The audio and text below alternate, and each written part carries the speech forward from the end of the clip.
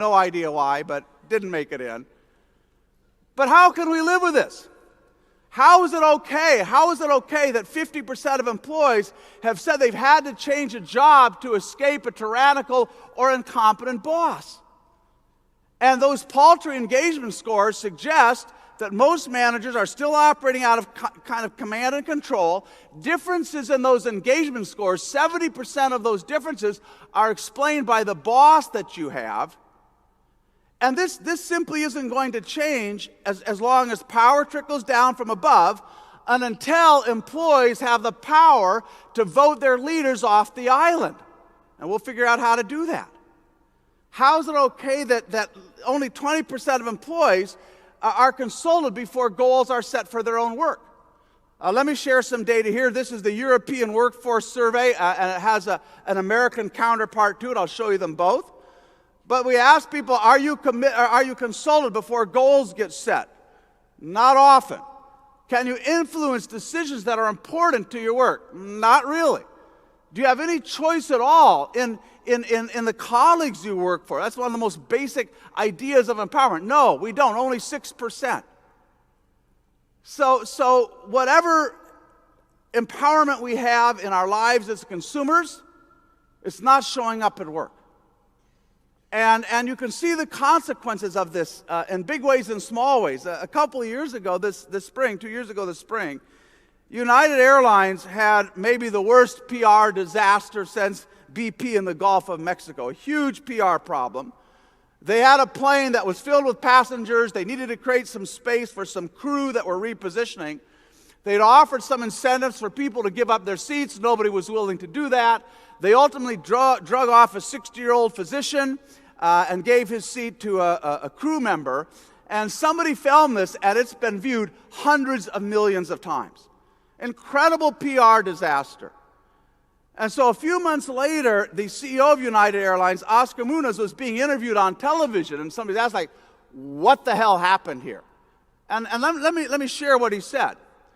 He said, we had not provided our frontline supervisors, managers, and individuals with the proper tools, policies, and procedures that would allow them to use their common sense.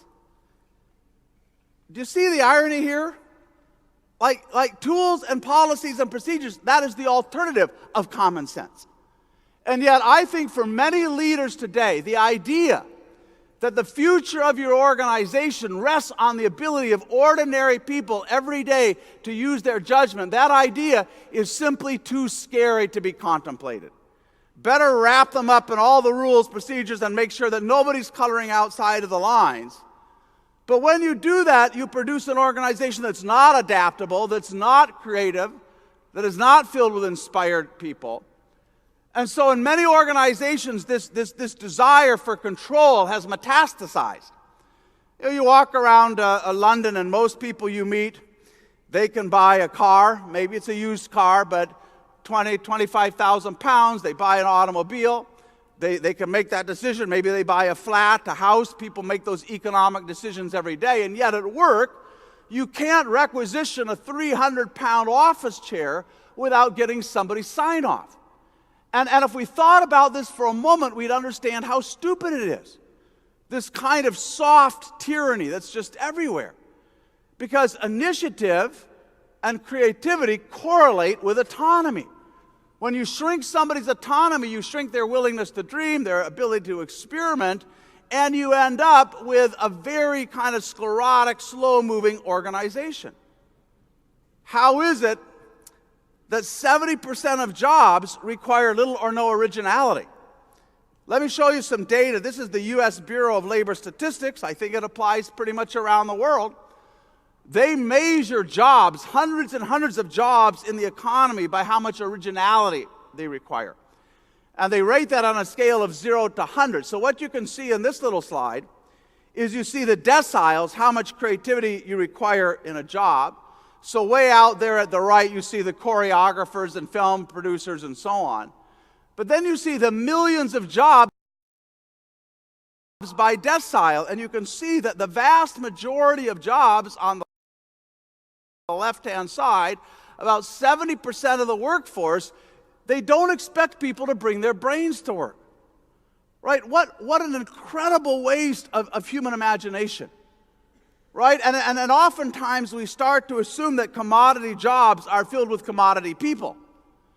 And that becomes a self-fulfilling prophecy. You don't ask them to think. You don't give them the tools to create. And pretty soon you just assume they're incapable of doing that, when instead the goal should be to increase the creative capacity of every single job. If there's a single person in your organization doing their work the same way it's done in a competitor, they're not really creating any value.